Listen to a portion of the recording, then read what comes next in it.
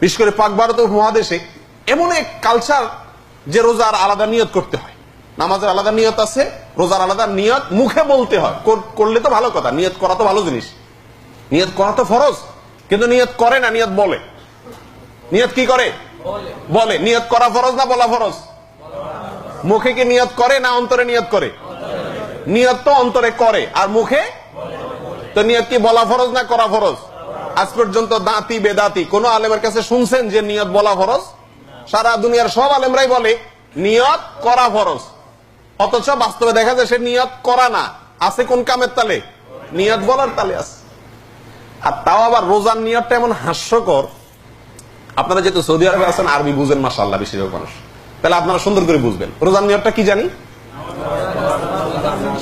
নাওয়াইতু আন আসুমা গাদান, বাস আর লাগবে না, আমার একটু হইলে হবে।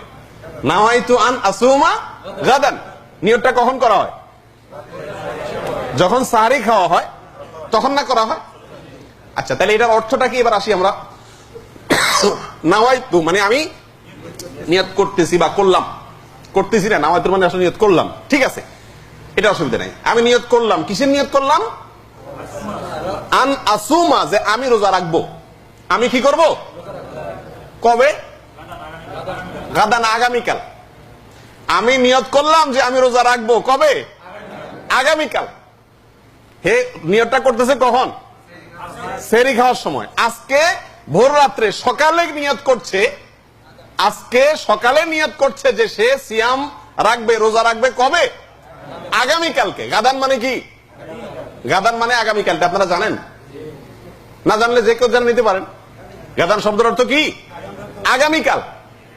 হায় হায়, তো যদি নিয়ত ছাড়া, এই মুখের নাওয়াইতু আন ছাড়া রোজা হয় না, যারা এটা মনে করে তাদের সারা জিন্দিগির রোজা তো হয়ই নেই, কারণ সে আজকে রোজার নিয়তই করে না, নিয়ত করছে কবে?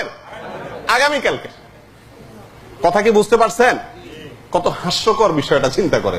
অর্থাৎ এই আরবি যারা বানাইছে, এ আল্লাহর বান্দারা ভালো করে আরবির অর্থ বুঝে সুঝে নেই, মনে করছে সূর্য উঠলে বোধহয় কি হয়? নতুন দিন হয়, এই জন্য ওই পরের সকালটাকে ধরছে আগামীকাল। অথচ ইসলামী দৃষ্টিতে দিন শুরু হয় কখন? সূর্য ডুবে গেলে মাগরিবের থেকেই দিন শুরু। তো আপনি ভোর রাত্রে নিয়ত করতেছেন আগামীকাল রোজার নিয়ত করলাম, অথচ রাখতেছেন আজকে।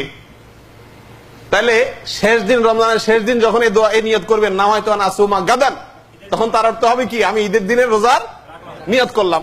কি বলেন, সওয়াব হবে না গুনাহ হবে? ঈদের দিন রোজা রাখলে সওয়াব হবে না গুনাহ হবে?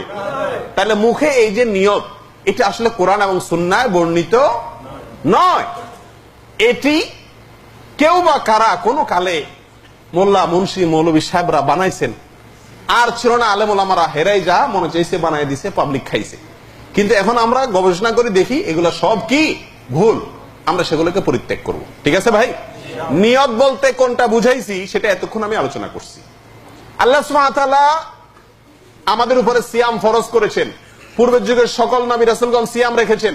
আমরা সিয়াম রাখলে ভিআইপি গেট দিয়ে ঢুকবো, আমরা সিয়াম রাখলে ভালো মানুষ হতে পারবো, মুত্তাকি হতে পারবো, আল্লাহ পছন্দ করবেন, মুখের দুর্গন্ধ আল্লাহর কাছে মিশক আম্বরের চাইতে প্রিয় হবে।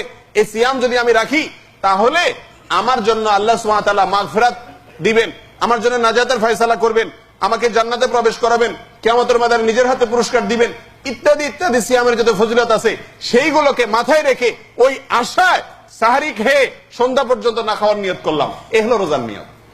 কথা বুঝে আসছে? মুখে নাওয়াইতু আন বলা তো সোজা, আজকে রোজা রাখতেছেন বলতেছেন গাদান, উল্টা নিয়ত করতেছেন, এটা সোজা।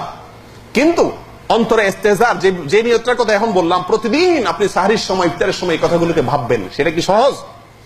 মোটেও সহজ নয়। আর ওইভাবে যদি আপনি নিয়ত করেন, তাহলে সিয়ামের ভিতরে এক ধরনের স্বাদ পাবেন। আল্লাহ তাআলা আমাদের তৌফিক দান করেন।